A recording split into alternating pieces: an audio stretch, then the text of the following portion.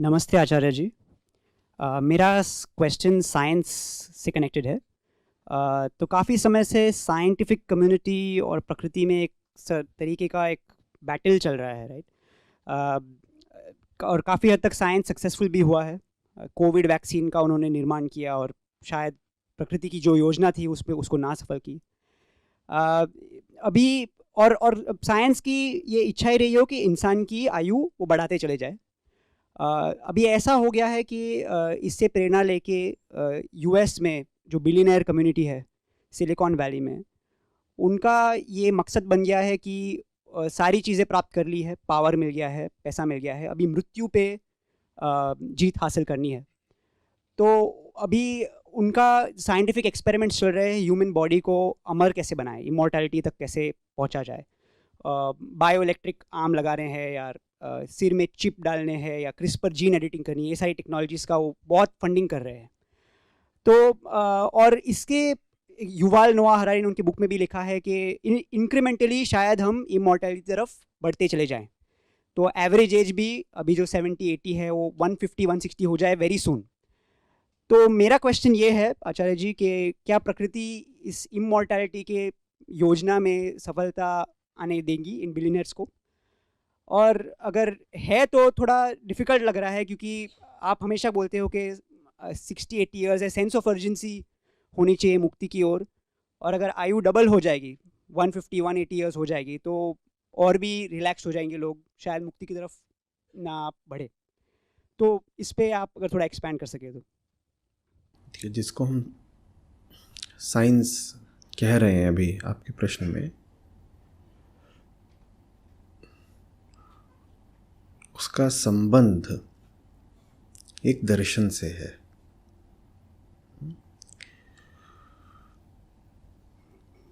जो कि इंद्रियों के देखे और मन के सोचे पर चलता है। ठीक। और वो कहता है कि कुछ ऐसा है अगर जो इंद्रियों को दिखाई देता है,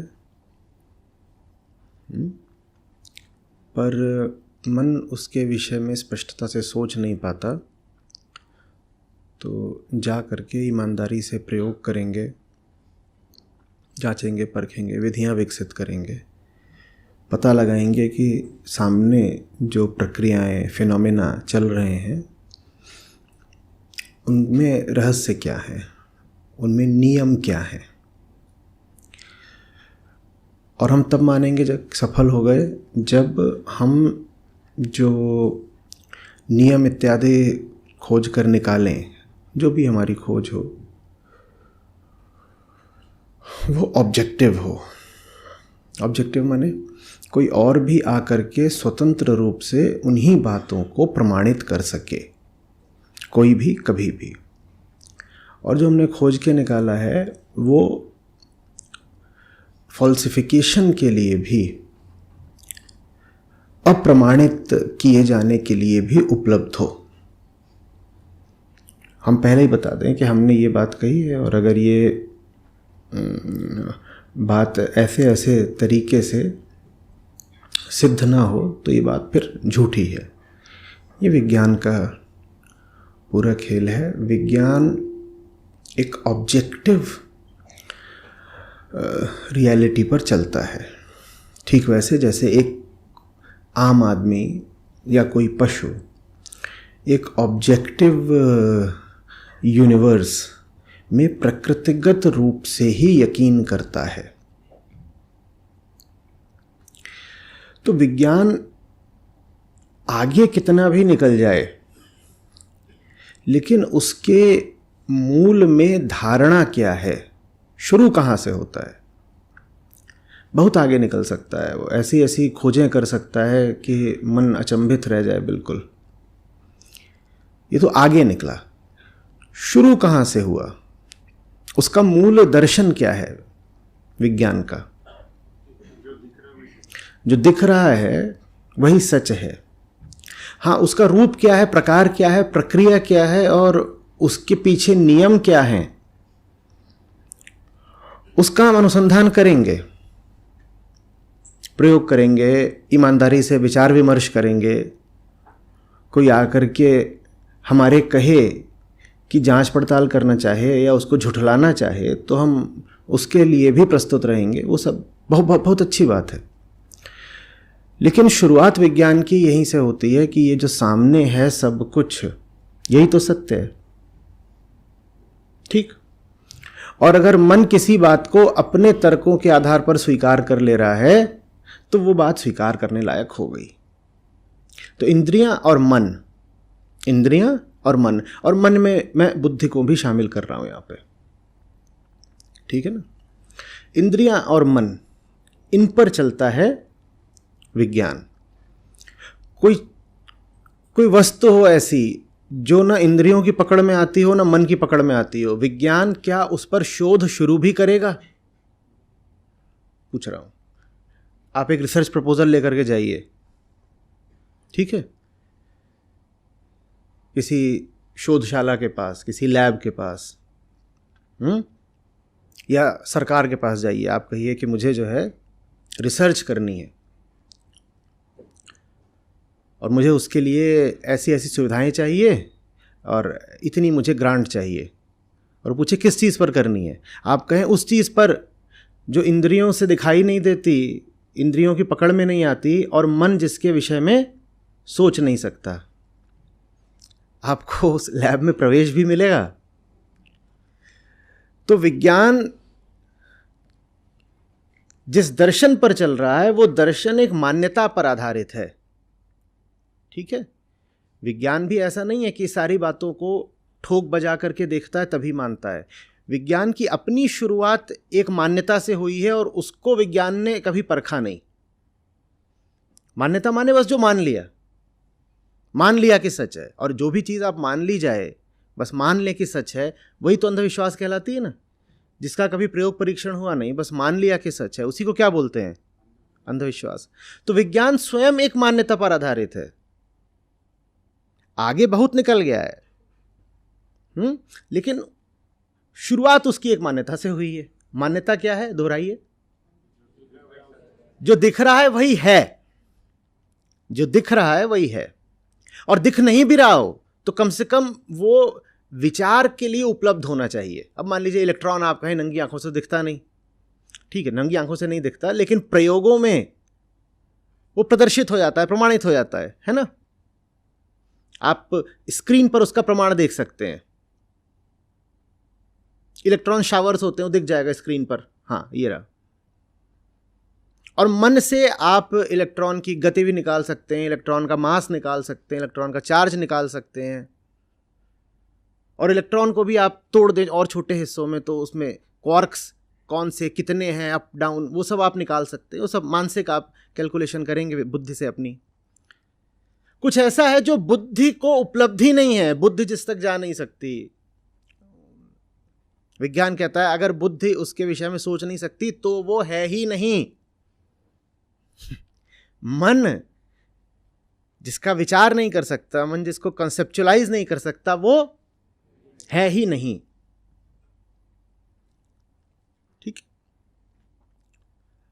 अब विज्ञान की इस मान्यता के पीछे वृत्ति कौन सी छुपी है उसको थोड़ा पकड़ते हैं। वो वृत्ति है देह भाव की। हमने पहली बात क्या बोली कि विज्ञान आगे बहुत निकल गया, निस्संदेह है, और बड़े हर्ष की बात है। आज हम विस्मित होकर वैज्ञानिक उपलब्धियों की ओर देखते हैं, और विज्ञान की जो विधि है वो निश्चित रूप से प्रयोग की, परीक्षण की, जांच पड़ताल की, ईमानदारी की है, हम उसके कायल हैं। लेकिन हम कह रहे हैं विज्ञान शुरू एक मान्यता से होता है। मान्यता ये है कि जो कुछ मन और इंद्रिय की पकड़ में आए वही है, ठीक है ना। और हम अब इस मान्यता का भी स्रोत जानना चाहते हैं कि ये मान्यता कहाँ से आ रही है। जो जिस मान्यता से विज्ञान शुरू होता है, हम कह रहे हैं वो मान्यता आ रही है देह भाव की वृत्ति से। देह भाव क्या बोलता है? देह भाव बोलता है मैं हूं, और मैं क्यों हूं? क्योंकि ये देह दिखती है ना, ये देह दिखती है ना। आप कब कहते हैं इस कमरे में कोई है? जब उसकी देह है। आप इस कुर्सी पर न बैठे हों, क्या कोई कह पाएगा कि आप हैं? तो मैं कौन हूं? जो इस कुर्सी पर बैठा है माने जो इंद्रियों को दिखाई देता है, जिसको त्वचा स्पर्श कर सकती है, जिसके कहे को कान सुन सकते हैं, वो है। तो बहुत सारे वैज्ञानिक भी इस बात को समझ नहीं पाते हैं कि विज्ञान स्वयं देह भाव पर आधारित है, क्योंकि मूल मटीरियलिज्म बॉडी स्वयं है। पदार्थवाद उठता ही देह भाव से है। मैं तभी तक तो हूं जब ये शरीर है, और ये शरीर है, इसका प्रमाण क्या है? इंद्रियां गवाही दे रही हैं ना, इसलिए है। मैं कौन हूं? मैं शरीर हूं। तो शरीर ही जब मेरा सच है तो आगे भी मैं उसी सच को स्वीकार करूंगा जिसकी गवाही शरीर देगा। शरीर मेरा सच है, तो आगे क्या सच है ये शरीर बताएगा। मैं शरीर और दुनिया में क्या, वो शरीर बताएगा। तो मन और इंद्रियां, इस पर फिर विज्ञान चलता है। तो एक तरह से विज्ञान की पूरी जो शुरुआत ही है वो देह भाव, बॉडी आइडेंटिफिकेशन से होती है। तो इसमें कोई ताज्जुब नहीं है कि विज्ञान इस बिंदु पर आकर के पूरी कोशिश कर रहा है देह की ही उम्र बढ़ाने की। बात अब पूरी गोल होकर के जुड़ी। विज्ञान को और कुछ करना था भी नहीं कभी। जो पूरी वैज्ञानिक प्रक्रिया है, इसकी निष्पत्ति यहीं पर आकर होनी थी कि देह की सुविधा बढ़ा दी जाए, जो आज तक करता रहा विज्ञान। देह की उम्र बढ़ा दी जाए, वो भी आज तक करता रहा विज्ञान। और अब आखिरी चीज करने में विज्ञान तत्पर हो गया है, वो क्या? देह को अमर ही कर दो, जो प्रश्नकर्ता कह रहे थे। और ये बात कोई संयोगिक नहीं है। विज्ञान को ये करना ही करना था उस दिन से जिस दिन से वैज्ञानिक प्रक्रिया का उद्भव हुआ था। ये करना ही करना था, क्योंकि विज्ञान की हम कह रहे हैं शुरुआत ही कहां से है? देह भाव से। अरे जब देह ही विज्ञान की मां है, जब देह ही विज्ञान का मालिक है, तो अंततः विज्ञान और करेगा भी क्या? पहले तो देह को तमाम तरह की सुख सुविधा देने का प्रयास, जो कि करा है विज्ञान ने, और सुख सुविधा मिली भी है। और फिर क्या करेगा विज्ञान? कि जब देह ही इतनी बड़ी चीज है, जब देह ही स्रोत है, प्रथम बिंदु है, तो क्यों ना उसको अमर ही कर दिया जाए। तो विज्ञान वही कर रहा है, देह को अमर कर दो।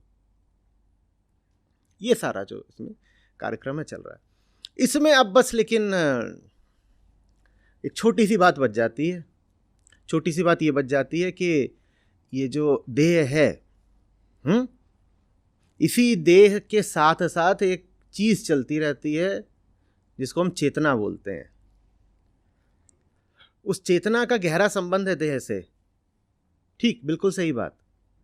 लेकिन वो चेतना देह से बहुत भिन्न स्वभाव रखती है।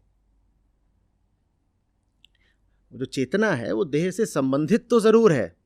हम यहां तक भी दावा कर सकते, मान सकते हैं कि चेतना देह की पैदाइश है, कि देह ना हो तो चेतना नहीं हो सकती। हम ये भी मान लेंगे, अगर कोई ऐसा कहना चाहता है तो चलो मान लिया वो बात भी। हालांकि वो बात पूरी तरह शुद्ध नहीं है, पर हम कर लेंगे स्वीकार कि भाई अगर देह ना हो तो क्या चेतना बचेगी? मान लिया। जो कुछ भी आप कहेंगे, चेतना के देह के रिश्ते से बारे में हम सारी बातें मान लेंगे। विज्ञान तो यहां तक कहता है कि कॉन्शियसनेस भी एक फिजिकल फिनोमेना है। माना, वो भी माना, फिजिकल फिनोमेना है कॉन्शियसनेस। माने वो कहते हैं कि जब मस्तिष्क में कुछ क्रियाएं होती हैं रासायनिक, तो उसी का परिणाम कॉन्शियसनेस होती है, और कुछ नहीं है कॉन्शियसनेस। मस्तिष्क में कुछ कुछ चलता है,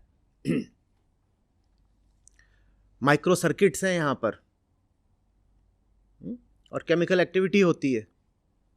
उसका परिणाम वो होता है जिसको हम बोल देते हैं कॉन्शियसनेस। वो ये तक जानने की कोशिश कर रहे हैं कि जिसको हम कॉन्शियसनेस कहते हैं वो मस्तिष्क के कौन से हिस्से में वास करती है। जान लो, ये सब जान लो, कर लो पता।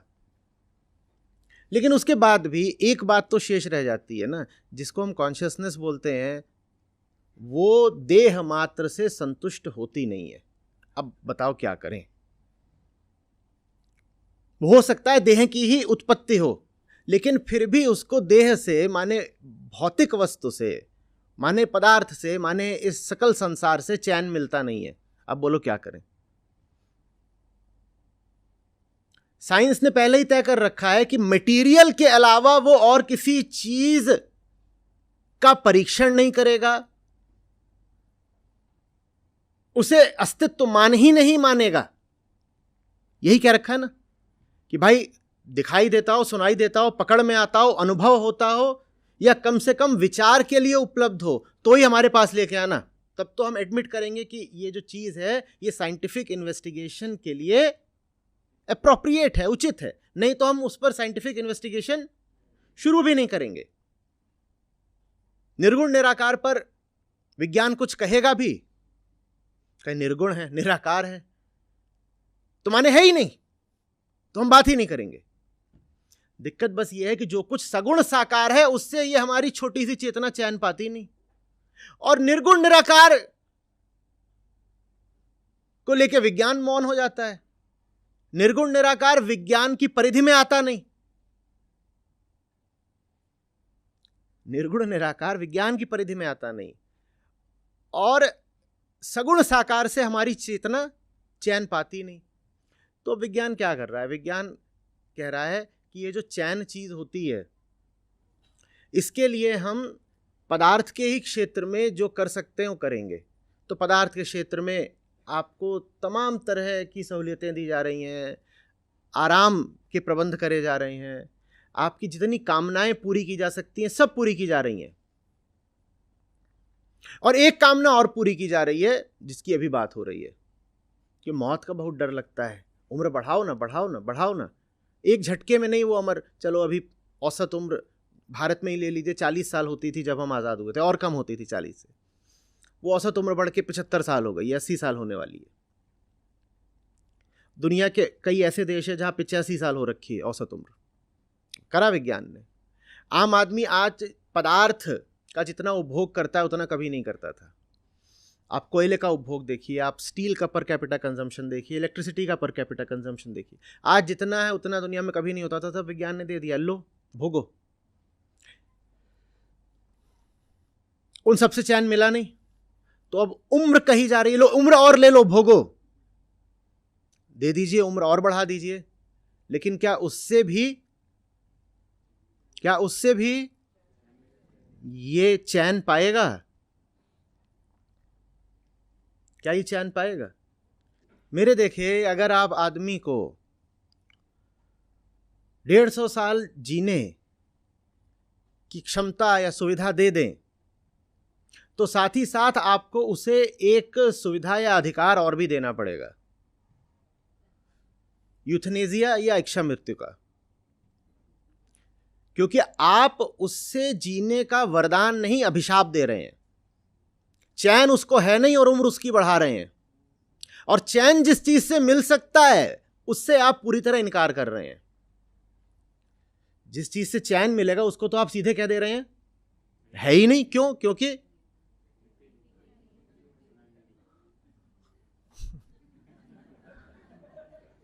विज्ञान इनका गुलाम है।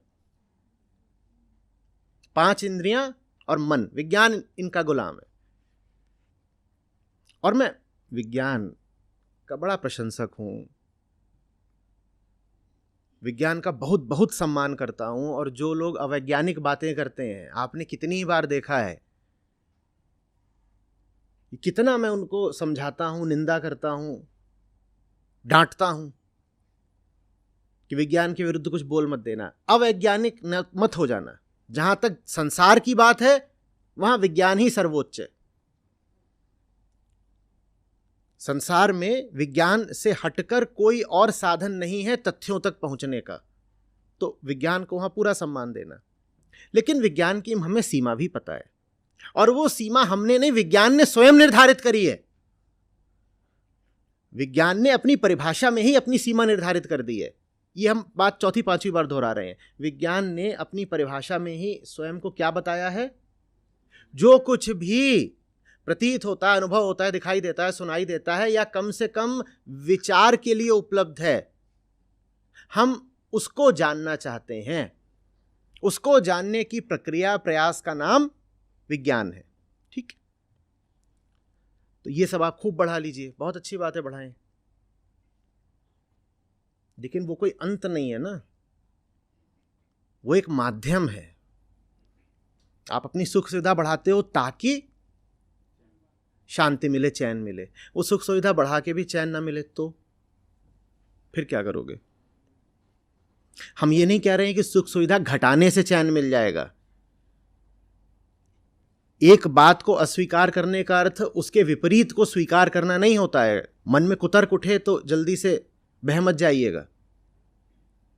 हम अगर कह रहे हैं कि सुख सुविधा बढ़ाने से चैन नहीं मिलता, तो हम ये नहीं कह रहे हैं कि कष्ट बढ़ा दो तो चैन मिलेगा। लेकिन आप उम्र बढ़ा रहे हो, और उम्र जिस उद्देश्य के लिए मिली है आपको, उस उद्देश्य की आप बात भी नहीं कर रहे हो, तो जियोगे तो जियो कैसे? मौत की भीख मांगोगे।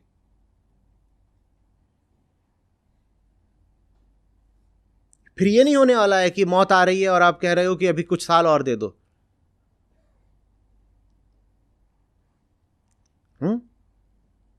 आप हाथ जोड़े भाग रहे होगे कि कोई तो मार दो मुझे। एक एक पल भारी पड़ रहा है। जब युवा थे तो लगता था कि भविष्य शांति दे जाएगा। अब तो 125-150 साल के हो गए, भविष्य का आसरा टूट चुका है। जितने तरीकों को आजमा सकते थे सब आजमा भी लिए हैं। तरीके विफल हैं हमारे, क्योंकि हमारे सारे तरीके क्या हैं? भौतिक हैं। हमारे सारे तरीके सकाम हैं। हम कह रहे हैं कि कामना की पूर्ति कर लो तो चैन मिल जाएगा, और कामना की पूर्ति से चैन नहीं मिल रहा है, क्योंकि कामना स्वयं नहीं जानती कि वो कहां से आ रही है, वो चाहती क्या है। कामना के बारे में कितनी मजेदार बात। कामना का ही नाम होता है चाहत, और कामना खुद ही नहीं जानती कि वो चाहती क्या है।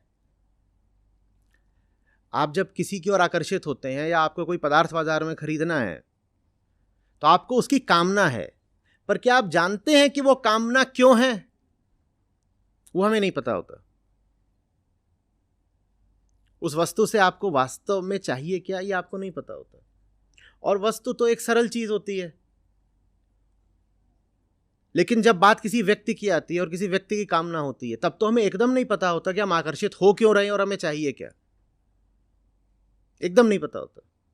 और जब पता नहीं होता तो उससे हमको ना आश्चर्य होता है, ना झटका लगता है, ना भय होता है। हमको लगता है ये तो जरूर कोई बहुत दैवीय बात है कि हमें पता ही नहीं है कि हम आकर्षित हो क्यों रहे हैं।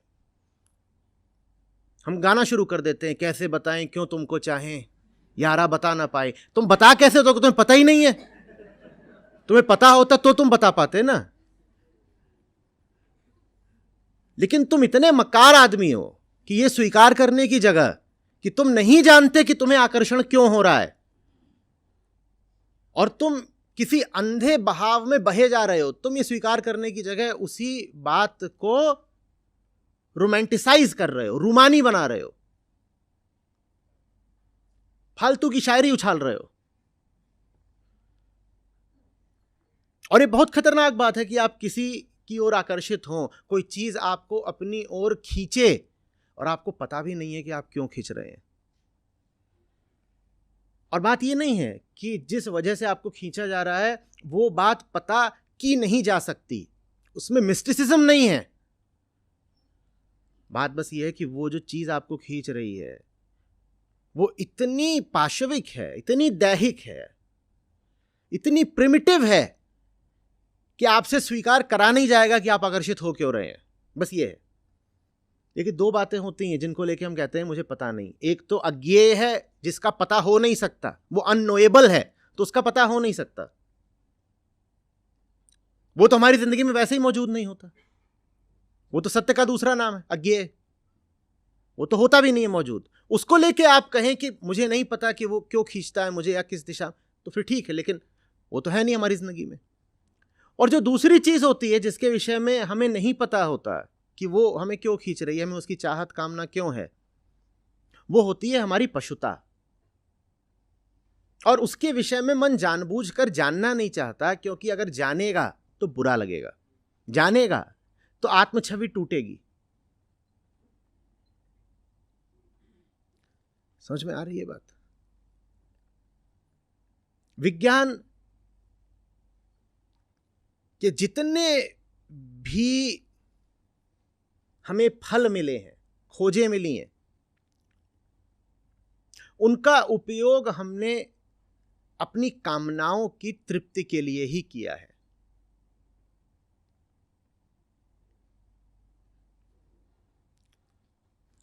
हाँ, साथ ही साथ जिस विषय से विज्ञान सम्मान का बहुत बहुत अधिकारी है वो ये है कि दुनिया को ही लेकर के हमने जो 100 प्रकार की व्यर्थ मान्यताएं बना रखी थी, विज्ञान ने उन सबको खंडित कर दिया। तो विज्ञान ने अंधविश्वासों को पूरा तोड़ा है। ये बहुत अच्छा हुआ है। आप किसी चीज को कुछ समझते थे, वो वहां पर जाकर के उस पर प्रयोग एक्सपेरिमेंट करके बता देगा ये चीज वो है ही नहीं जो तुम सोच रहे हो, क्यों फालतू में इसको लेके धारणा बना रखी है। तुम ऐसी चीज को पूज रहे हो जो कि एकदम सामान्य प्राकृतिक नियमों पर चलती है, उसमें पूजनीय कुछ है ही नहीं, पदार्थ है बस। वो बढ़िया किया है, लेकिन उसके बाद भी ये तो नहीं बताया है ना कि जो ह्यूमन कंडीशन है, जो मानव स्थिति है, उसका जो मूल कष्ट है वो दूर कैसे होगा। मूल कष्ट हमारा दैहिक नहीं है। तापत्रय बताते हैं उपनिषद, 3 तरह के कष्ट होते हैं। पहला कष्ट होता है आदि भौतिक। कौन सा होता है?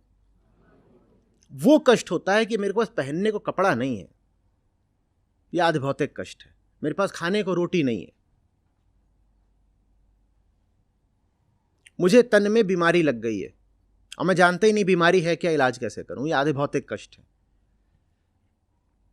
आदि भौतिक कष्टों का निवारण विज्ञान बखूबी करता है। आज सबके पास पहनने को कपड़ा है, खाने को रोटी है, दवाइयां भी लगभग सभी रोगों की बन गई हैं। बहुत से रोग ऐसे भी जिनकी नहीं बनी है, उन पर चल रहा है प्रयोग। दूसरी श्रेणी के कष्ट होते हैं आधिदैविक। इनका भी विज्ञान ने खूब उपचार कर दिया है। आधिदैविक कष्ट कौन से होते हैं? जो होते तो भौतिक ही हैं, पर जिनके विषय में, जिनकी भौतिकता के विषय में आप जानते नहीं थे, तो आपने सोच लिया कि दैवीय बात है कोई, है तो चीज वो भौतिक ही, लेकिन उसकी भौतिकता आपको पता नहीं थी, तो आपको लग लिया कि उसमें कोई दैवीयता है। जैसे कि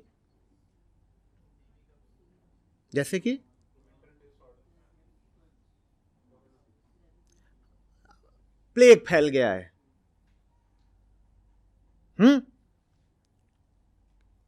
आप कहते थे अरे ये तो ईश क्रोध का परिणाम है कि प्लेग फैल गया है।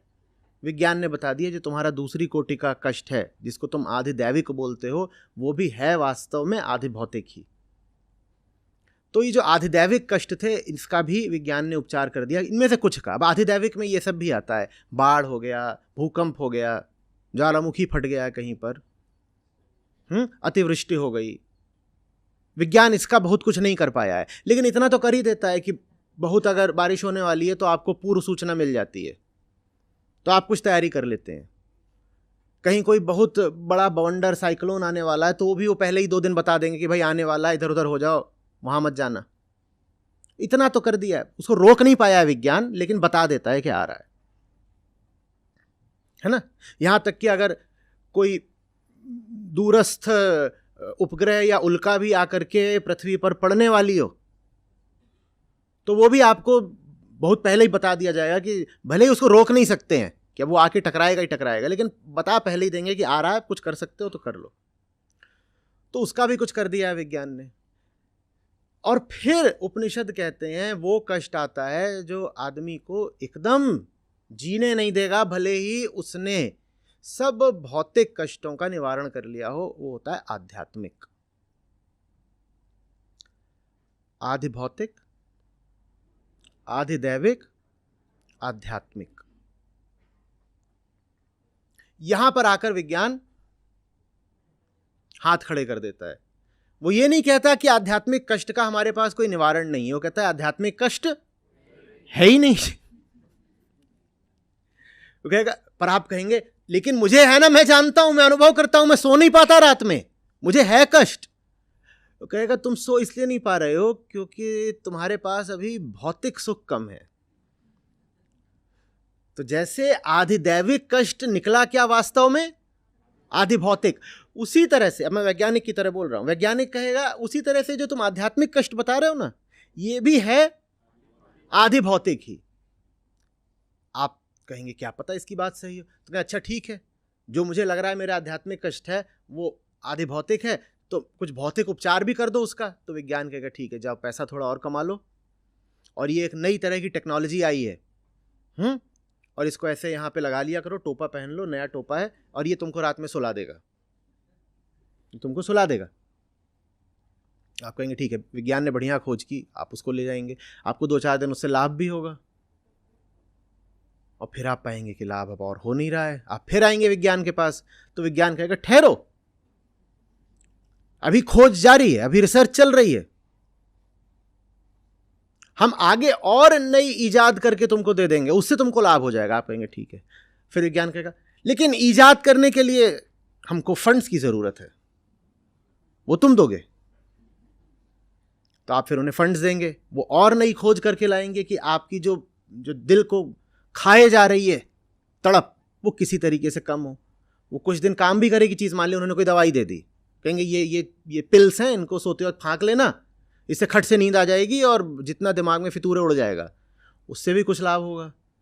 पर आप कहेंगे कि लाभ जो वास्तव में चाहिए था वो मिल भी नहीं रहा, और कई तरीके के उससे नुकसान और हो रहे हैं, और जाएंगे कि देखिए साहब ये आपने दिया गड़बड़ है। ठहरो, अभी खोज जारी है, और खोज और आगे बढ़ सके इसके लिए हमें फंड्स चाहिए, और वही सब चल रहा है।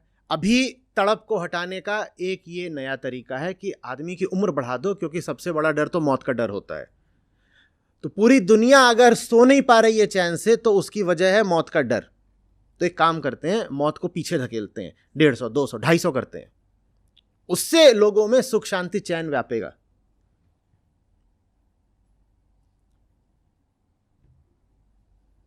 कैसा लग रहा है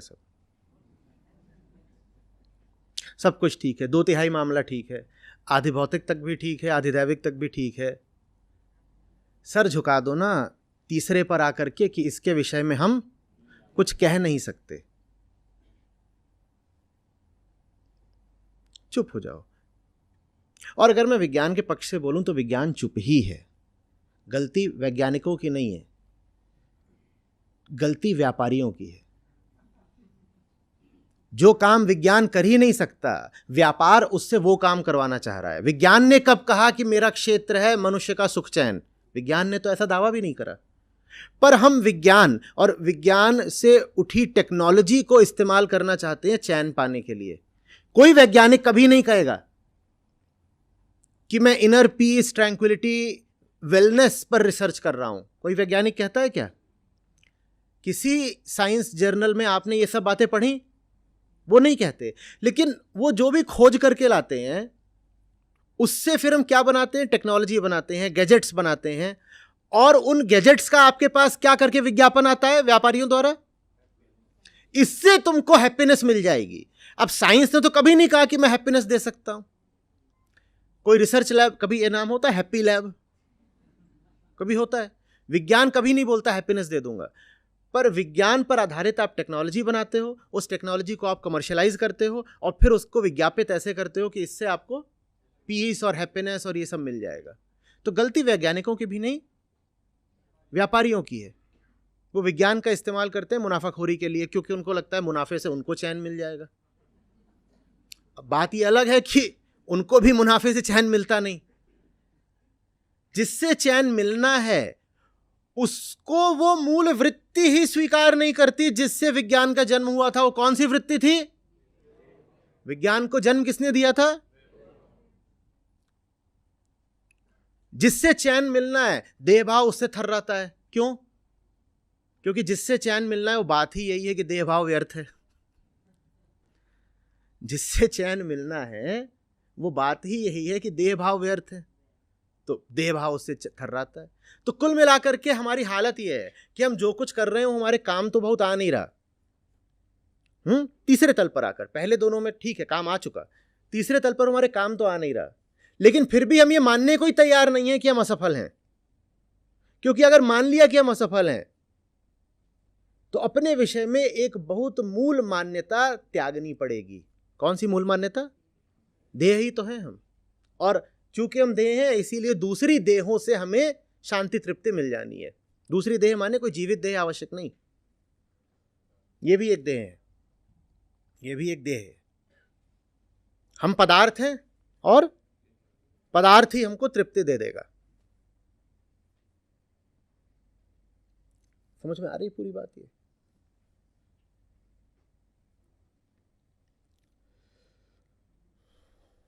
विज्ञान को विज्ञान का काम करने दीजिए, पर जो काम विज्ञान नहीं कर सकता उससे वो काम मत करवाइए।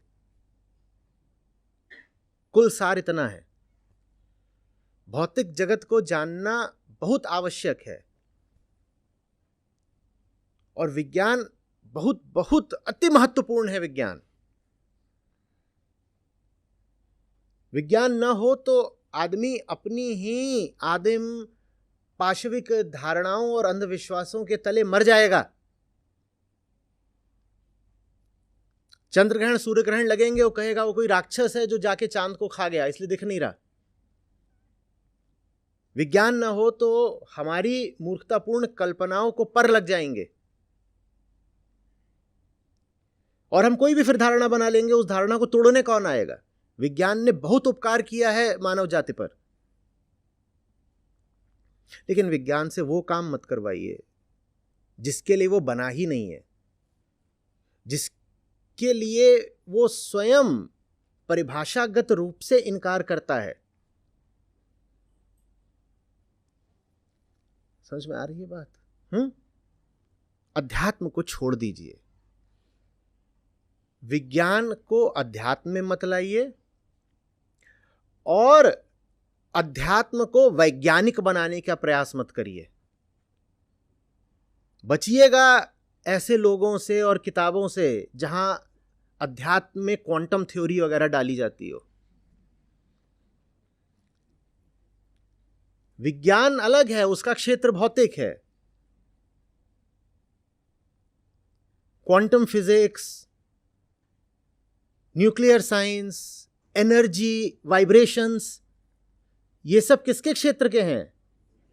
ये विज्ञान के क्षेत्र में। किसी को अध्यात्म में इन क्षेत्रों का, इन शब्दों का उपयोग करते देखिए तो तुरंत हटिए वहां से। ये दोनों बराबर की गलतियां हैं।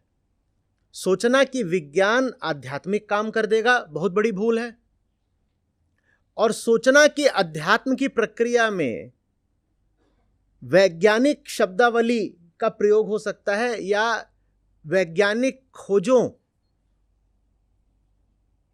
का लाभ लिया जा सकता है, वो भी बराबर की भूल है।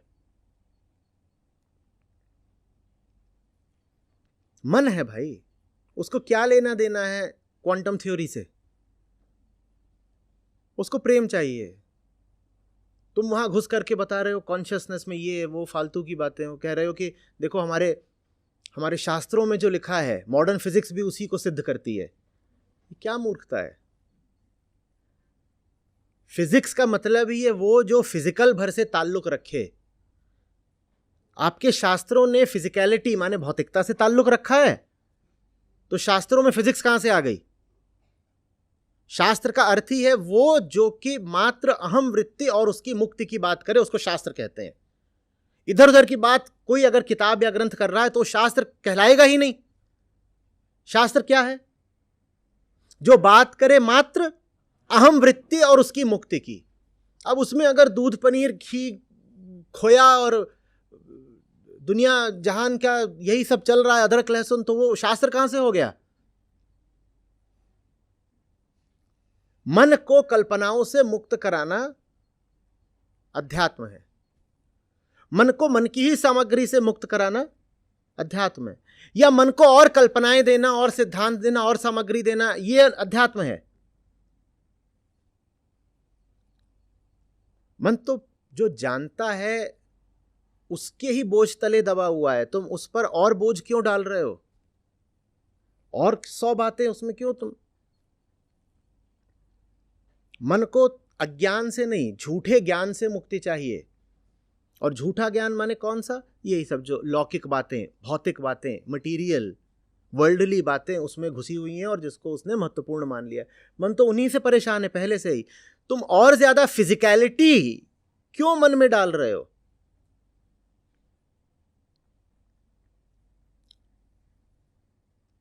इतने सिद्धांत तुमने गढ़ लिए और मन ढो रहा है उन सिद्धांतों को और रो रहा है, और तुम और नए नए सिद्धांत बना रहे हो कि 7 प्रकार का ये होता है, 18 प्रकार का ये होता है, 3 प्रकार का ये होता है। क्यों कर रहे हो ये सब? और फिर इन सब बातों कह रहे हो ये बातें साइंटिफिक है इसलिए मानो।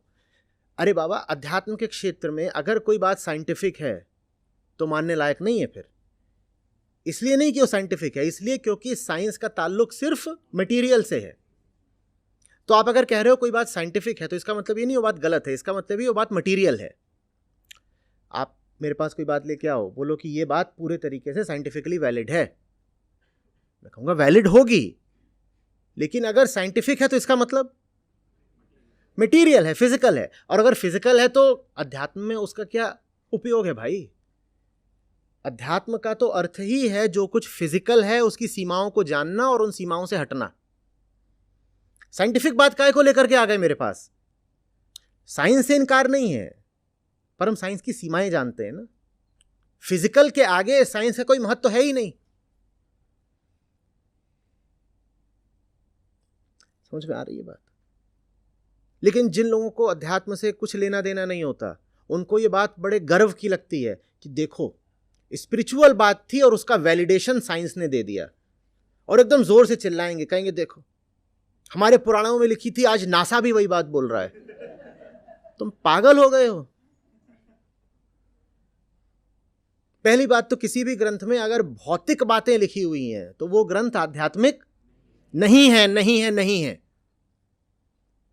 और दूसरी बात, विज्ञान की कोई प्रयोगशाला, स्पेस की कोई एजेंसी बड़ी से बड़ी बात भी करेगी तो किसके बारे में करेगी?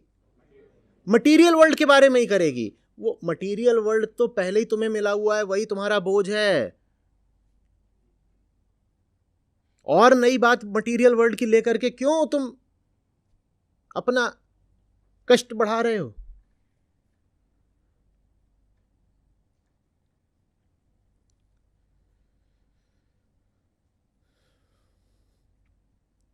मन होता है ना परेशान, हाँ, बस मन है जो परेशान है। और मन क्यों परेशान है? क्योंकि अपने ही स्वरूप से अपरिचित है। उस अपरिचय, उस अज्ञान के कारण तरह तरह की वृत्तियां पैदा हो जाती हैं। डर आ जाता है, लालच आ जाता है, ईर्ष्या आ जाती है, मोह आ जाता है ना? बस यही है। कुल इतना सरल है अध्यात्म, इसके अतिरिक्त तो कुछ भी नहीं है अध्यात्म। बाकी सब क्या है? किस्सेबाजी, गप्पखोरी। और चूंकि मन परेशान है इसीलिए उसको मनोरंजन बहुत अच्छा लगता है, तो गुरुओं ने तरीका निकाल लिया गप्पखोरी का। गप्पे उड़ाओ और ऐसे मृत्यु के बाद ऐसा होता है, ऐसे ऐसे करके धीरे धीरे सांप की तरह रेंगते हुए जीवात्मा बाहर निकलती है। कहीं इतना रोचक लगता है, देखे ही जा रहे, देखे ही जा रहे, वाह मजा आ गया। कहीं अभी नहीं मरा, अभी पूरा नहीं मरा, अभी 80% मरा है, अभी धीरे धीरे मर रहा है। क्यों अपना ही नाश कर रहे हो इन सब बातों में घुसकर? तुम्हारी समस्या ये थोड़ी है कि मरने के बाद कितने दिन में मरोगे, तुम्हारी समस्या ये है कि जी नहीं पा रहे हो। जी पा नहीं रहे हैं, मौत में ज्यादा रुचि है।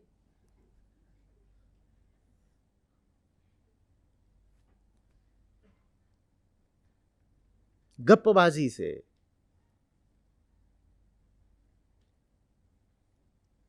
मन नहीं भरेगा, उससे तो पेट भी नहीं भरता।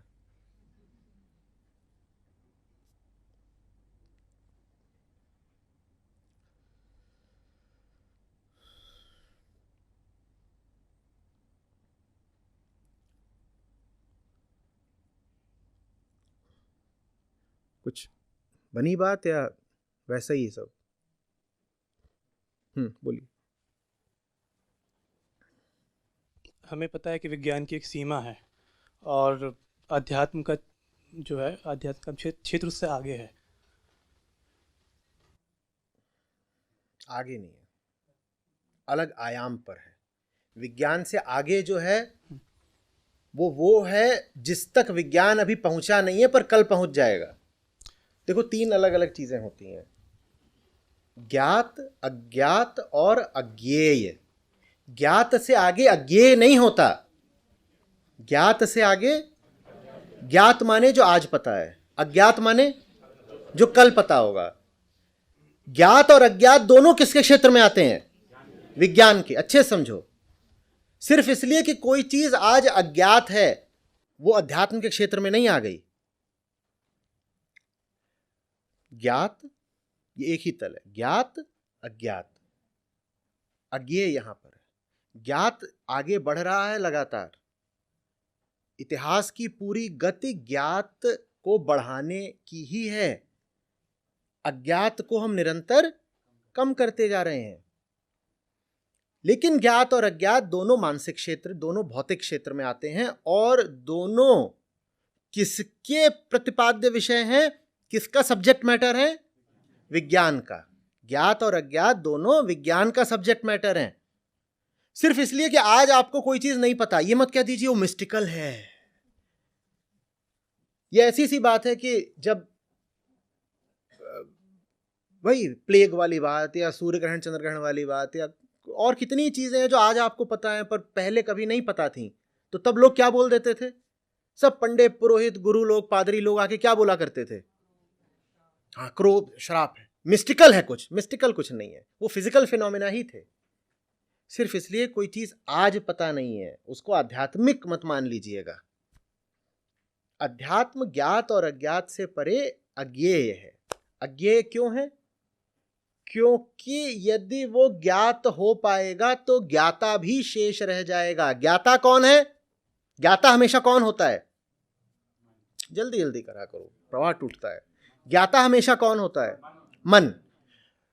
अगर ज्ञान शेष रह गया या ज्ञेय वस्तु शेष रह गई तो ज्ञाता को भी बचना पड़ेगा ना। और ज्ञाता क्या है? स्वयं अपना कष्ट। और अगर ज्ञाता शेष रह गया तो कष्ट शेष रह गया। ठीक है, इसलिए अज्ञेय का होना आवश्यक है। अगर सब कुछ ज्ञात और अज्ञात में ही रहेगा तो फिर हमारा कष्ट भी सदा बचा ही रहेगा। कुछ है जो जान लिया, तो जो जानने वाला है वो बैठा हुआ है मोटा होकर के, मैंने जान लिया, मैंने जान लिया, मैंने जान लिया। कुछ है जो अभी नहीं जाना, जानने वाला अभी बैठा हुआ है, अब तैयार होकर के मैं जानूंगा, मैं जानूंगा। दोनों ही स्थितियों में एकदम तैयार होकर कौन बैठा है? जानने वाला। जानने वाला है वो अपना ही अभिशाप है। जो जानने वाला है वो अपने लिए ही तकलीफ है बहुत बड़ी। तो अज्ञेय का अर्थ होता है कि जो जानने वाला है वो स्वयं से हट जाए, वो शून्य हो जाए। अज्ञेय का मतलब कोई वस्तु नहीं होती कि यहां पर ज्ञात है मामला, यहां अज्ञात है मामला, और यहां पर एक मामला बैठा हुआ है उसका नाम कोई वस्तु नहीं है अज्ञेय। अज्ञेयता का अर्थ बस ये होता है कि जो ज्ञाता है वो स्वयं से हट जाए, अपने प्रति जो उसका मोह है वो कटे, वो जो खुद को ही पकड़ कर बैठा हुआ है उसकी पकड़ ढीली हो जाए। अज्ञेयता का बस इतना सा अर्थ है। ठीक है, तो इस भूल में मत रहिएगा। हम इस तरह का, आपको बहुत सारा साहित्य आता होगा, यही व्हाट्सएप यूनिवर्सिटी वाले वीडियो आते होंगे कि वो फलानी आकाशगंगा है, उसमें ऐसी हलचल पाई गई है और वहां पर एक नए किस्म का मनुष्य, और ये बात स्पिरिचुअल या मिस्टिकल है। आकाशगंगा में कहीं कुछ भी हो रहा है वो क्या होगा? मटीरियल। तो उसका अध्यात्म से क्या लेना देना भाई? कहीं पर किसी विशेष प्रकार का कोई जीव देखा गया है, कुछ भी देखा गया हो, नर, मुनि, यति, देवता, गंधर्व, किन्नर, कुछ देखा गया हो, वो सब किसके द्वारा देखा जाता है? उसका चिंतन मनन कौन करता है? तो वो सब क्या हुआ? मटीरियल। तो क्या वो अध्यात्म की विषय वस्तु बना? नहीं बना। तो उसको, वो बहुत रोचक लग रहा होगा, उसको हम किस्से कहानी के क्षेत्र में डाल देंगे, वहां चले, वो अच्छी बात है, उसको आध्यात्मिक नहीं कहिएगा। अ, असल में जो अभी आपने बात की फिर से कि जो अध्यात्म का क्षेत्र है वो फिजिकल से अलग है, क्या मैं सही समझ रहा हूँ फिर से आपकी बात? क्या शब्द बताऊं? अतीत कह देते हैं, परे कह देते हैं, बियॉन्ड कह देते हैं, ट्रांसेंडेंटल कह देते हैं। मटेरियलिस्ट मतलब मटेरियलिस्ट नहीं है, मटेरियल ऐसी नहीं कोई है। चीज नहीं है, वो कोई चीज है ही नहीं। दिक्कत क्या होती है कि हम कहते हैं कुछ चीजें मटेरियल हैं और कुछ खास चीजें स्पिरिचुअल हैं। कोई स्पिरिचुअल चीज होती ही नहीं, यदि चीज है तो मटेरियल ही है। तो फिर वेदांत का जो विषय वस्तु है फिर वो क्या है? यही इतनी बार तो बोला, नहीं यज्ञ नहीं, एकदम नहीं। उपनिषद समागम मेरे साथ किन्होंने कराया है? उपनिषदों में मेरे साथ कौन रहे हैं? अरे पूरा उठा दीजिए ना, कोई अपराध थोड़ी करा था। हम बार बार क्या बोलते थे? उपनिषदों का प्रतिपाद्य विषय क्या है? अहम। क्या हम बोलते थे कि ब्रह्म ज्ञान के लिए है उपनिषद? 100 बार समझाया था, उपनिषद किसके ज्ञान के लिए है? माया के ज्ञान के लिए। वेदांत आपको माया का ज्ञान कराता है। ब्रह्म को तो छोड़ो, ब्रह्म को तुम क्या जानोगे? अज्ञेय उसको ऐसे ही बोल दिया है, अज्ञेय, पर उपनिषद पढ़ के जान जाएंगे हम, है ना? ऐसे कैसे जान जाओगे? जानने वाला शेष न रहे, उसको कहते हैं ब्रह्मत्व। और तुम कह रहे हो ब्रह्म को जान जाएंगे। जानने के लिए अभी कोई बचा हुआ है तो ब्रह्म कहां? मेरी समस्या यही थी कि बाय डेफिनेशन जो ब्रह्म है कि By उसको जान कि कि जो मैंने सुना है कि जिसके बारे में आप सोच भी नहीं सकते, जान नहीं सकते। तो वो परिभाषा थोड़ी हुई उसकी। ब्रह्म की परिभाषा नहीं, ब्रह्म सब परिभाषाओं के अतीत है। क्यों कहा जाता है? कारण मनोवैज्ञानिक है। जो कुछ भी परिभाषाओं के अंतर्गत आता है उससे तुमने दुख ही पाया है। ब्रह्म को भी तुम परिभाषित कर दोगे तो वो भी दुख का नया कारण बन जाएगा तुम्हारे लिए। तो इसलिए कहते हैं कि ब्रह्म परिभाषित नहीं हो सकता। परि माने जो बाहर है, बाहर माने जो चीज आपकी सीमा खींचती है।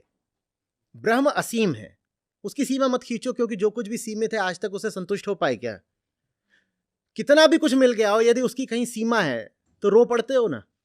किसी से प्रेम मांगते हो, प्रेम एक जगह आकर रुक जाता है। कोई अनंत प्रेम नहीं दे सकता, रोने लग जाते हो ना। रुपया पैसा कमाते हो, तुम्हारे पास 100 करोड़ आ गया, 101वें करोड़ के लिए रो रहे हो ना। जो कुछ भी सीमित है उसकी सीमा पर आकर रो पड़ते हो। तो इसीलिए ब्रह्म अपरिमित कहा गया। परिशब्द उस पर नहीं लगता तो परिभाषा भी नहीं लगेगा, वो अपरिमित है। तो फिर ये टर्म ही कहाँ से आ गया फिर? मतलब हो ना टर्म, बुद्ध मान रहे थे, इसीलिए बुद्ध बोले टर्म भी दे देते हैं तो तुम उसके साथ बड़ा व्यभिचार कर लेते हो। तो बोले कुछ नहीं। उनसे कोई पूछता था सत्य बताओ, मौन, चुप। बोलते थे असत्य बताऊंगा, तुम्हारे एक एक असत्य की पोल खोलूंगा, सत्य नहीं बताऊंगा। क्योंकि मेरा डाउट यही था कि जब उसके बारे में कुछ बात ही नहीं कर सकते, सोच भी नहीं सकते, यही तो आचार्य जी की 10-20 वीडियो पड़ी हुई है परमात्मा के ऊपर, ब्रह्म के ऊपर। उन तो ये सारी सब- वीडियो में मैंने बात किसकी करी है? मेरा तो लेना देना ही उसी से। मैं ब्रह्म की कौन बात करेगा, क्यों करूं? हम यहां आज तीसरे दिन पे आ गए, हमने ब्रह्म विषय कितनी चर्चा करी भाई, कितनी करी है? यही सब बातें तो वीडियो बन के जाएंगी। इनमें ब्रह्म कहां था? दुनिया भर की माया हमने खोल दी। ठीक है। और एक डाउट और रह गया है, जो अभी आपने 3 कष्टों की बात की थी, उसमें आपने जो थर्ड वन बताया था कि उसके बारे में वो आउट ऑफ स्कोप है विज्ञान के, जो भी मन का ही, मन का है। विज्ञान ही नहीं, मन का आउट ऑफ स्कोप है। तो वो है ही, वो कैसे पता फिर? नहीं है, तो फिर वो थर्ड कैटेगरी आ कहाँ से गई? नहीं है, मानो कि नहीं है। 2 ही हैं फिर। दो ही। मैं कह दूं है तो उसी मुंह से, उसी जबान से बोलूंगा जिस मुंह से मैं बोलता हूं कि ये मेरी ब्लैक टी है, तो दिक्कत हो जाएगी ना। मैंने उसको भी कैसा बना दिया, ब्रह्म को भी ब्लैक टी के तल पर उतार दिया। उसी मुंह से बोल रहा हूं कि ये चाय है, अस्ति, और उसी मुंह से बोल रहा हूं कि ब्रह्म भी है, अस्ति। अस्तित्व मान तो मैंने दोनों को बना दिया। तो दोनों को एक ही तल पे ले आ दिया। जिस अर्थ में ये चाय है उस अर्थ में ब्रह्म बिल्कुल बिल्कुल भी नहीं है, एकदम नहीं है ही नहीं।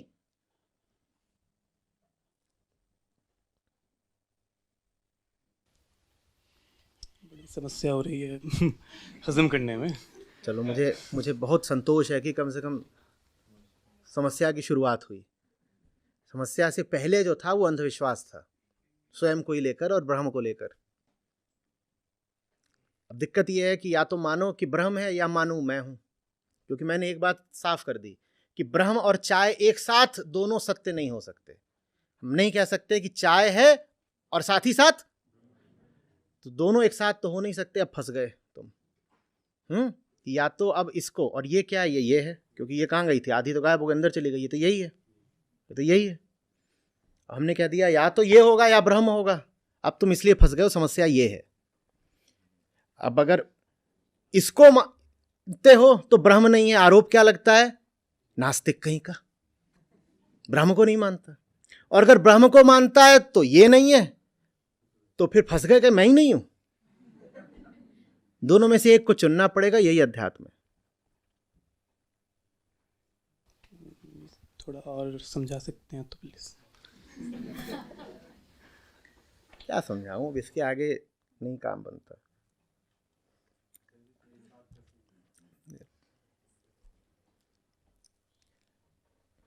शेख फरीद का है कि वो है प्रेमी मेरा, मुझे बुला रहा है, बारिश हो रही है खूब और रास्ते में कीचड़ हो गया है। अब उसकी ओर अगर जाती हूँ तो पहली बात भीगूंगी, दूसरी बात कीचड़ ही कीचड़ हो जाएगा कपड़ों पर, तीसरी बात कीचड़ होगा तो पूरा ज़माना जान जाएगा कि बाहर निकली थी रात में कहीं किसी से, और ना जाऊं तो प्रेम टूटता है। बस यही जो द्वंद्व है अध्यात्म के मूल में है। या तो खुद को बचा लो या जो बुला रहा है उसकी तरफ चले जाओ। ये या तो चाय को मान लो कि है या ब्रह्म को मान लो कि है।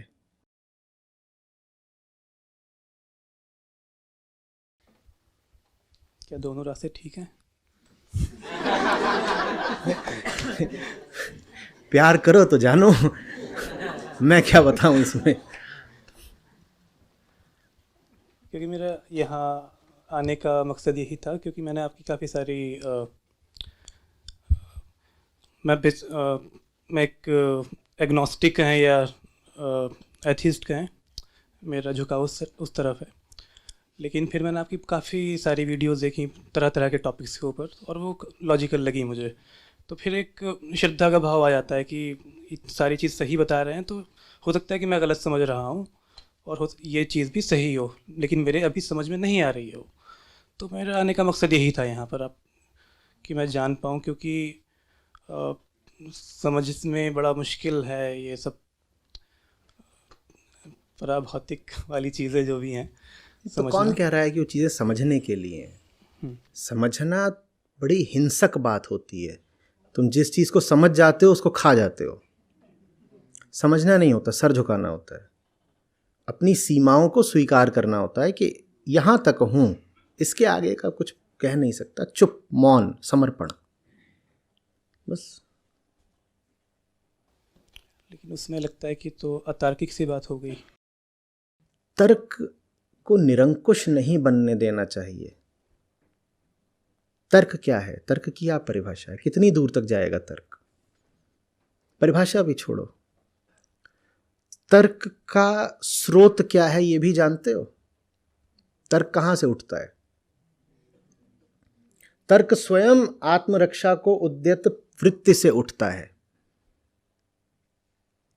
कभी कोई तर्क कहेगा कि तर्क ही नहीं है, नास्ति। तर्क और कुछ भी बोल ले, एक बात जरूर बोलेगा, इसी समझ जाओ कि तर्क की जाति क्या है।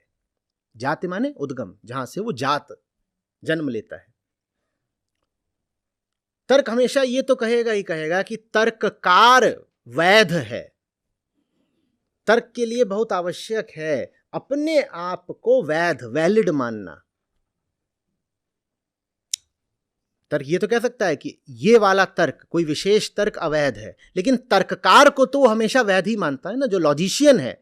लॉजिक अभी गलत हो सकता है, लेकिन क्या लॉजिशियन गलत हो सकता है कभी? तर्ककार गलत हो सकता है? नहीं ना। हाँ, तो तर्क का जो छिपा हुआ उद्देश्य है उससे परिचित हो जाओ ना। तर्क की इतनी सेवाएं लेने से पहले तर्क का उद्देश्य होता है तर्ककार को बचाकर रखना, लॉजिशियन को सिक्योर्ड रखना। और लॉजिशियन कौन है?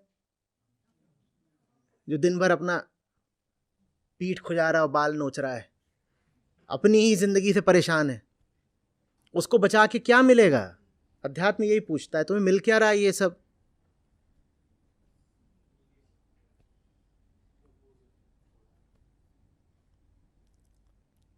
और तर्क के अतीत, बियॉन्ड जाने का मतलब अतार्किक हो जाना नहीं होता। Beyondness is obviously not the same as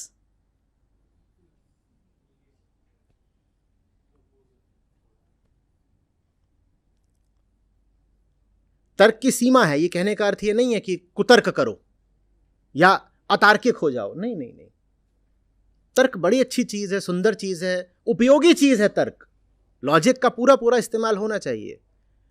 per logician कौन है ये तो याद रखो ना। तो वेदांत इसीलिए बार बार क्या कहता है, जब बहुत सारी बात हो रही होती है, चर्चा हो रही है, बहस आगे बढ़ गई है, तो बीच में वेदांत फिर से तुम्हारे कान में फुसफुसा देगा, क्या? कौन है? कौन है ये सब करने वाला? कौन है ये सब? किसके लिए हो रहा है? कौन है? कौन है? को हम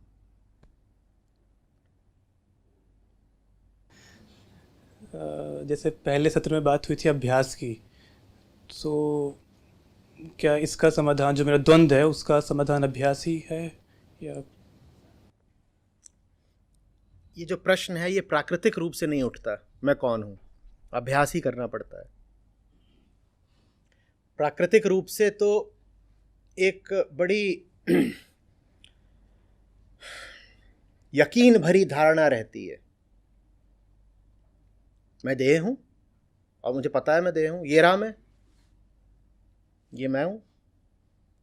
देह ही देह की ओर इशारा कर देती है तुरंत, ये मैं हूं, ये तुम हो, और यही मेरी हस्ती का कुल विवरण है, total description of my existence. क्या ये रहा ना?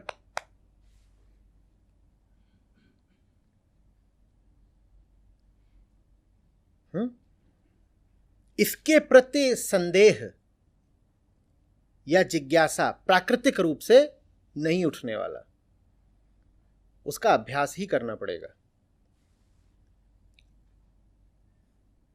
बार बार पूछना होगा, कहां से आए, कौन हो भाई? कोई मेहमान मिलता है ना, जैसे नाम वाम मत पूछना, नाम तो धोखा होता है। कौन गांव के हो भैया? विचार उठा, सशक्त विचार है बहुत, क्या पूछना उससे? कौन गांव के हो? भावना उठी भीतर से, और भावना का आवेग कितना प्रबल होता है, आदमी पूरा भावुक हो रहा है, हाँ, क्रोध में गाल लाल हो रहे हैं या शोक में आंखें नम हो रही हैं, तुरंत पूछना है, क्या? कहां से आए? क्या? कहां से आए? नाम पूछोगे, वो नाम बोल देगा, मेरा नाम शोक है, मेरा नाम क्रोध है। नाम में कुछ नहीं। कहां से आए? उद्गम क्या है? तो उससे तो मुझे ऐसा लग रहा है कि जैसे मॉडर्न न्यूरोसाइंस या फिर साइकोलॉजी हो गई और वेदांत, दोनों का जो सब्जेक्ट है वो एक ही है।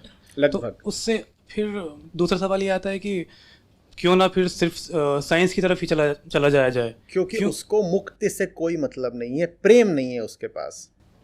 तो प्रेम और मुक्ति दोनों फिजिकल ही लगता है मुझे। तो है नहीं ना, प्रेम का अर्थ ही होता है जो फिजिकल है उसके आगे का प्रेम।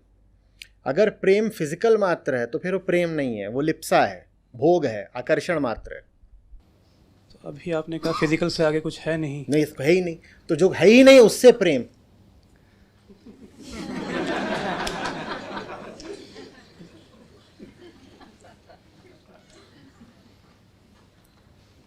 तो पहेली हो गई है पूरी।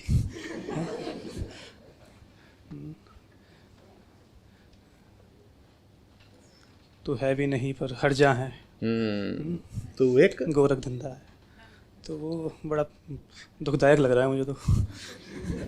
चूंकि वो दुखदाई और दुविधादायी दोनों होता है, इसलिए फिर मनुष्य ने एक सगुण ईश्वर की कल्पना करी। क्योंकि ज़्यादातर लोग यहीं पर आकर के अटक जाते थे, बोलते थे प्रेम करें कैसे, उससे प्रेम नहीं हो पा रहा। और आचार्य जी बोलते हो मुक्ति के लिए प्रेम ज़रूरी है, प्रेम कर ही नहीं पा रहे, निर्गुण से कैसे प्रेम करें, चाहते हैं पर। तो अच्छा ठीक है, तो मूर्ति बना लो। अब कर लोगे, बना लो। तो फिर एक प्रेम करने के लिए एक विधि के रूप में मूर्ति की रचना की गई। फिर और भी ऐसे निकले, बोले मूर्ति से भी नहीं हो रहा, पत्थर की है, पता तो है ना पत्थर है, पता चल जाता है पत्थर है। बोले अच्छा एक काम करो, फिर तुम किससे बना लो। तो कथाओं की रचना की गई, और उन कथाओं में उनको पत्थर का नहीं, हाड़ मास का दिखाया गया। हाड़ मास के थे, ऐसे करते थे, इस गांव में जाते थे, इस शहर में रहते थे। ये सारे उपाय हैं, ये युक्तियां हैं, क्योंकि तुमसे करा ही नहीं जाता है जो निर्गुण है उससे प्रेम। तो फिर तरह तरह की युक्तियां निकालनी पड़ती हैं कि प्रेम कर पाओ।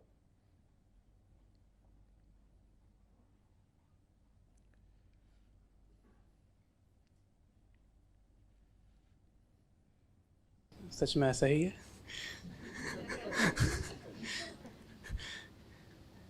क्योंकि कभी कभी लगता है कि जो पुरानी चीज़ें हैं उनको वैलिडेट करने के लिए हम उसको अलग डायमेंशन में डिफाइन कर रहे हैं। पुरानी किसी चीज को क्यों वैलिडेट करना है? पुराना माने समय में, और चीज माने पदार्थ। न हमें समय से चैन मिलना है, न पदार्थ से चैन मिलना है, तो उसको वैलिडेट करके क्या मिलना है? अध्यात्म इसलिए नहीं है कि पुरानी चीज़ों माने पुरानी कहानियों या परंपराओं को ही वैधता देता रहे, सत्यापित करता रहे।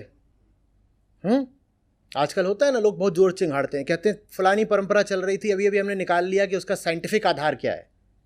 वाह बहुत बढ़िया, साइंटिफिक आधार निकाल लिया।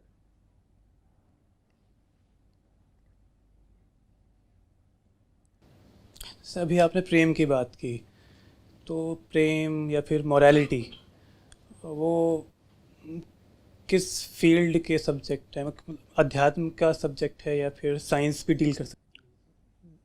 मोरालिटी तो पूरे तरीके से समाजवाद और मनोविज्ञान का विषय है। समाजवाद कह रहा हूँ, समाजशास्त्र, सोशियोलॉजी, साइकोलॉजी। प्रेम 100% अध्यात्म का विषय है। मोरालिटी, मेरा पूछने का मतलब था कि सही गलत का जो हम चुनाव करते हैं, हमारे सामने दो चीज़ें वो हैं। मोरालिटी नहीं होता, वो विवेक होता है। विवेक। नैतिकता और विवेक अलग अलग चीज़ हाँ, है। तो मैं उसकी बात करना चाहता। नैतिकता में चुनाव निहित है ही नहीं। नैतिकता में तुम्हें पहले ही बता दिया गया है क्या सही क्या गलत, तो अब चुनना क्या है। विवेक होता है जिसमें तुम्हें मौलिक रूप से तत्क्षण अपने लिए चुनना पड़ता है कि कौन सा रास्ता मुक्ति को जाएगा, कौन सा बंधन को जाएगा। नैतिकता का तो उद्देश्य भी मुक्ति है ही नहीं। नैतिकता का तो उद्देश्य भी है बस सामाजिक व्यवस्था को चलाते रहना, क्योंकि सामाजिक व्यवस्था नहीं चलेगी सुचारू रूप से तो दंगे हो जाएंगे। हम इतने बेचैन लोग हैं कि हम हर समय उपद्रव और दंगे करने को तैयार रहते हैं। नैतिकता इसलिए नहीं होती कि आपको मुक्ति मिल जाए। नैतिकता जेल के नियमों की तरह होती है। क्या जेल का कोई भी नियम इसलिए होता है कि कैदियों को मुक्ति मिल जाए? जेल के सारे नियम इसलिए होते हैं ताकि जेल का कामकाज और प्रबंधन सुचारू रूप से चलता रहे, तो जेल में दंगे हो जाएंगे। तो नैतिकता का कोई भी तकाजा, नैतिकता का कोई भी नियम आपको जेल से मुक्ति नहीं दे देने वाला। हाँ, इतना ज़रूर होगा कि जेल में आपका सर नहीं फूटेगा। और नैतिकता के नियमों को नहीं मानो तो भी अंजाम वही होता है जो जेल के नियमों को न मानने पे होता है कैदियों का, पीटे जाते हो। इमोरल एक्ट करो तो अभी कल्चरल पुलिस और जो तुम्हारी राज्य की पुलिस है वो आकर तुम्हें पीटेगी।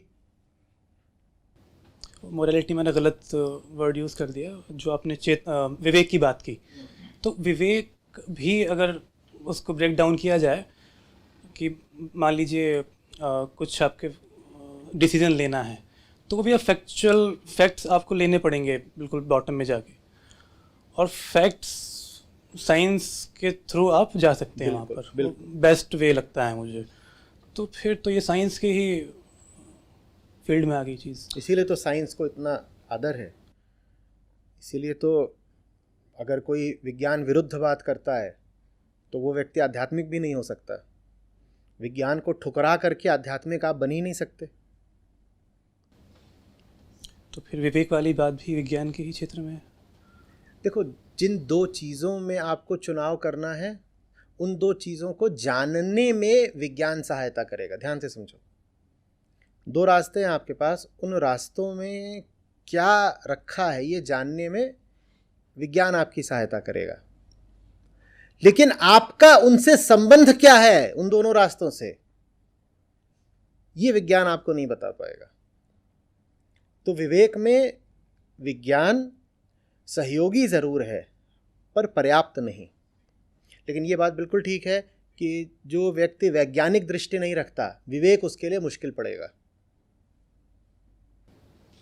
क्योंकि जैसा मेरा एक्सपीरियंस रहा है, शुरू में मैं काफ़ी नॉनवेज वगैरह खाया करता था।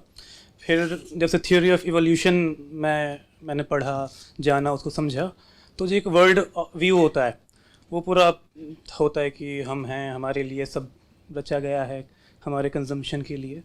तो फिर मैंने जाना उस चीज़ों को, तो वो सब एवोल्यूशन के में घुसने के बाद वो चीज़ें पलटी, और उससे फिर लगा कि नहीं, ये सब हम एक ही तल पर हैं अगर फिज़िकल बॉडी की बात करें सिर्फ। तो फिर वहाँ से मैंने छोड़ा वो सब करना। उसके बाद फिर थोड़ा वीगनिज़म की तरफ देख रहा था मैं, लेकिन था नहीं। फिर आपकी वीडियोस देखी और उसमें काफ़ी आप जो तर्क दिए हैं आपने, वो बिल्कुल मुझे अच्छे लगे, पसंद आए। तो फिर मैंने वीगनिज़म भी स्टार्ट किया। तो जिस तरीके से मैं वेजिटेरियन हुआ साइंस की बेस पे, तो वो चीज़ बाकी क्षेत्रों में भी अप्लाई हो सकती है, मैं ऐसा लगता है मुझे। और क्योंकि स्पिरिचुअल में कहूँ या वेदांतिक चीज़ें कहूँ, क्योंकि इसमें बहुत सारी ऐसी चीज़ें आ जाती हैं जो पराभौतिक कभी कभी आप जैसे वर्ड यूज़ करते हैं, तो वो लोगों के लिए, हमारे लिए ऐसा हो जाता है कि बहुत बड़ा स्कोप मिल जाता है कुछ चीज़ अडल्टिफिकेशन का। हुई भी है। हाँ, वही चीज़। तो मैं इसलिए मुझे लगता है कि इससे बेटर वे है कि सिर्फ साइंस की तरफ ही देखा जाए। एक हद तक बेहतर है लेकिन अपर्याप्त है, फिर रुक जाओगे। उदाहरण के लिए आपको शाकाहारी बनना है, विज्ञान बता देगा कि शाकाहारी बनने के फ़ायदे क्या हैं आपकी देह के लिए और इस पृथ्वी के लिए। आप शाकाहार की ओर आ रहे हो तो पृथ्वी को उससे लाभ मिलता है और आपके शरीर को उससे लाभ मिलता है। लेकिन जो मूल बात है वो विज्ञान आपसे नहीं कहेगा ना कि हिंसा में रखा क्या है।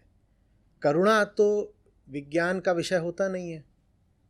और फिर अगर ऐसी स्थिति पैदा की जा सके कि आप मांस खाओ बिना पृथ्वी का नुकसान करे, तो आप मांस खाओगे।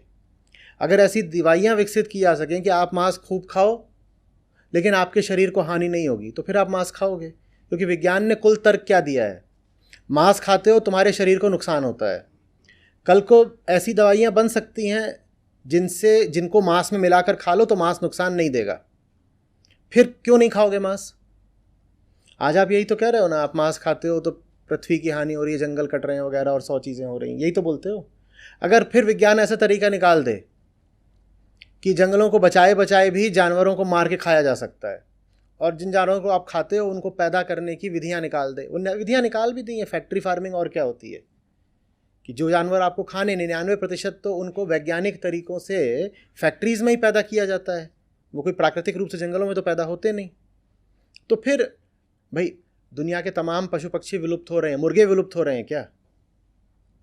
खा तुम लगातार मुर्गे रहे हो और मुर्गों की तादाद बढ़ती ही जा रही है, तो आप यही कहोगे कि जो तर्क था कि तुम मार के खा गए, तुमने जंगल खत्म कर दिए, तुमने जानवर खत्म कर दिए, वो तर्क तो अब अवैध हो गया ना, क्योंकि आप जिसको खा रहे हो वो खत्म होने की जगह और बढ़ रहा है।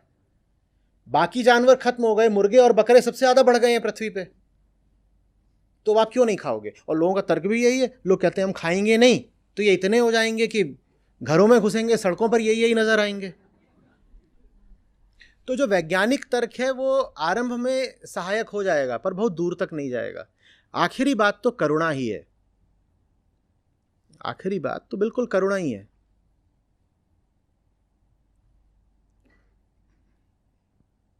मैं नीदरलैंड्स में था, वहां पर एक कैफे में बैठा हुआ था, वहां पे मुश्किल होता था मिलना शाकाहारी, तो उससे बातचीत चल रही है, कोशिश चल रही है कि वहीं पर जो मेन्यू में उसमें से किसी चीज़ को वो बिना मांस के बना दे। तो कुछ देर तक ये लोग उससे बात करते रहे, फिर उसको थोड़ी उत्सुकता हुई तो वो आप पास आकर के, शेफ़ था उनका, वो पास आकर के पूछता है कि पर क्यों नहीं खाना है? अरे 10 मिनट से आप बहस कर रहे हो और उपाय निकाल रहे हो, तिकड़म निकाल रहे हो, बोल रहे हो ये वाली चीज़ बना दो पर इसमें वो मत डालना, पर क्यों नहीं खाना है? मैंने कहा वो सामने घूम रहा है जानवर, वो अपना मस्त घास खा रहा है, मैं उसे क्यों मार दूं? बस इतनी सी बात है, कोई लंबा चौड़ा इसमें सिद्धांत नहीं, बस इतनी सी बात है। वो मस्त है अपनी ज़िंदगी में, उसको भी एक मौसम अच्छा है, मस्त है, वो पुलकित है, घास चर रहा है, मुझे क्या पड़ी है मैं उसकी जान ले लूं? वो भी किस लिए कि मुझे पेट भरना है, इससे अच्छा भूखा ना मर जाऊं मैं। ये बात किसी बहुत गहरे सिद्धांत से भी नहीं उठती है ना, ये बात तो एकदम सीधी सीधी है। मुझे भूख लगी है तो मैं किसी का खून पीने लगूं, ये तर्क क्या है?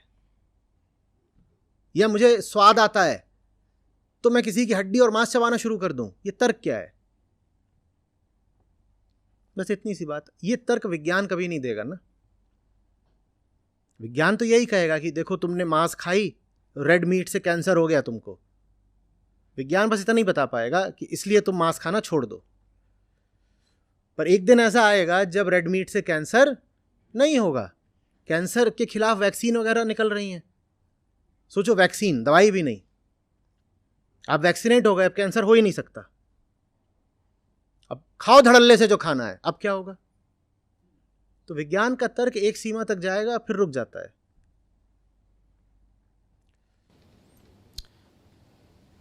नहीं, साइंस में अब बातें चल रही हैं इस तरह की भी, मोरालिटी वाली, या फिर एनिमल राइट्स के लिए जो भी चल रहा है वो साइंस में नहीं आता। वो साइंस, एनिमल राइट्स साइंस का विषय ही नहीं है। फॉर एग्जांपल आप जैसे आपकी वीडियो में सुना था कि आपने कंपेयर किया था कि पेड़ को या फिर पौधों को खाना कम हिंसक है बनस्पत की आप जानवरों को खाएं, क्योंकि उनमें नर्वस सिस्टम नहीं होता। तो ये नर्वस सिस्टम वाली बात तो साइंस से ही आई है, ये तथ्य साइंस से आया है। लेकिन एनिमल राइट्स का सिद्धांत साइंस से थोड़ी आ जाएगा। एनिमल राइट्स के सिद्धांत में मूल बात क्या है कि एनिमल्स को भी पर्सन मानो, ये बात है एनिमल राइट की। हम एनिमल वेलफेयर की नहीं बात कर रहे हैं, हम एनिमल राइट्स की बात कर रहे हैं। और एनिमल राइट्स में जो मूल बात ये है कि पशुओं के भी अधिकार होते हैं, क्योंकि उनमें भी पर्सनहुड होती है, तो उनके भी अधिकार हों, लिखित रूप से हों। आपको उनको भी पर्सन मानना पड़ेगा। ये बात विज्ञान क्यों बोलेगा? विज्ञान को क्या पड़ी है कि कौन पर्सन है कौन नहीं है? ये तो तुम्हारे मानने की बात है ना कि तुम उन्हें मानना चाहते हो या नहीं। अब आप कहें कि रेसिज्म या स्लेवरी, क्या इनका अंत विज्ञान कर सकता है? नहीं कर सकता है। हाँ, वैज्ञानिक खोजों से आपको कुछ तर्क मिल जाएंगे जिनके आधार पे आप कह सकते हैं कि देखो तुम रेसिज्म चलाते थे ये बोल के कि कोई रेसेस सुपीरियर होती हैं, पर हमने शरीर की पूरी जांच पड़ताल कर ली, हमें कोई सुपीरियरिटी तो मिली नहीं फलानी नस्ल में। लेकिन आपके मन में अगर ये है ही है कि गोरा काले से श्रेष्ठ होता है, नर नारी से श्रेष्ठ होता है, एक मजहब दूसरे से श्रेष्ठ होता है, तो विज्ञान इसमें क्या कर लेगा? यहां बहुत सारे घूम रहे हैं, आप जाकर जो सुपीरियोरिस्ट्स होते हैं, आप उनको जाकर समझा लो, दे दो कोई वैज्ञानिक तर्क, आप कैसे समझाओगे? वहां पर वैज्ञानिक तर्क काम नहीं करते, वहां तो अध्यात्म काम करता है ना। उसको मानना है कि भाई नॉर्डिक्स सुपीरियर होते हैं तो वो मानेगा। किसी को मानना है कि जो बाइबल वाले होते हैं वो पूरी दुनिया में सबसे सुपीरियर होते हैं। हिटलर मानता था आर्यन सुपीरियर होते हैं। मुसलमान मानते हैं कि मोमिन सुपीरियर हैं और काफिर तो किसी श्रेणी के नहीं हैं। आप कैसे समझाओगे उनको वैज्ञानिक आधार पर? कुछ जात वाले मानते हैं हम श्रेष्ठ हैं, दूसरी जात वाले नीचे के हैं। बताओ वैज्ञानिक आधार पर कैसे समझा लोगे उनको? वो कहते हैं बस है, बस है, हमें नहीं मानना। विज्ञान वहां हार जाएगा, वहां अध्यात्म ही काम करेगा। अध्यात्म काम करेगा जब अध्यात्म बता देगा कि बेटा आत्मा की तो कोई जात होती ही नहीं, आत्मा की तो कोई जात होती ही नहीं, और देह तुम्हारा भ्रम है।